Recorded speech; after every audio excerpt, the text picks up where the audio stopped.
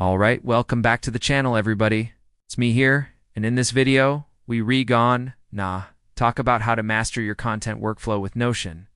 If you're new here, welcome. I am a professional organizer and productivity coach, and help people just like you get their life together, so they can feel less stressed and have more time to do the things they enjoy. And if that sounds like something you want help with, make sure you hit that subscribe button. I will say that there were definitely some growing pains along the way. There are some best practices that I wish I knew sooner that would have saved me some time and effort.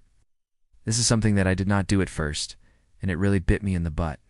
Use a template, people. There are so many benefits to using a template. This means using folders and tags and other organizational tools so that you can easily find what you're looking for when you need it. I've talked more about how I organize my Notion workspace in my full video, so make sure you check that out if you're interested. First of all, saves you time because you do and have to think about what you were going to write about or how you were going to write it.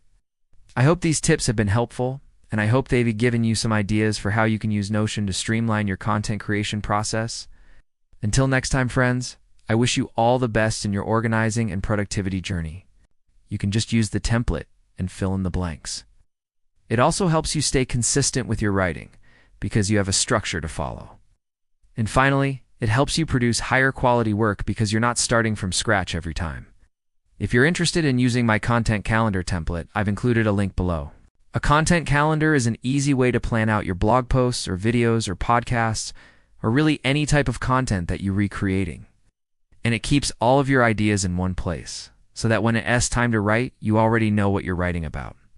I've also found that having a content calendar helps me stay consistent with my posting schedule. And it keeps me from getting writer's block because I know exactly what I'm going to write about each week.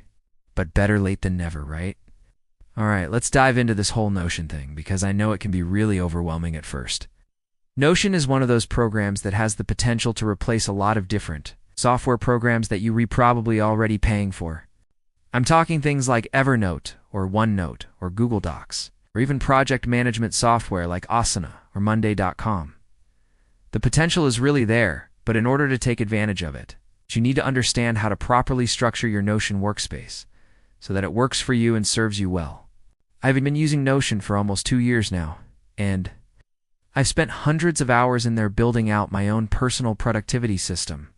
In this video, I'm going to share with you my top 3 tips for mastering your content workflow with Notion.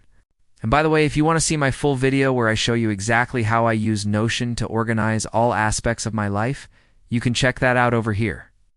Alright, tip no. 1. Make sure that you have a content calendar. Tip no. 2. Use a template. This is another thing that I did not do at first, and it took me forever to actually sit down and write something. Those are my top 3 tips for mastering your content workflow with Notion. And tip no. 3. Keep your content organized. Alright, so there you have it.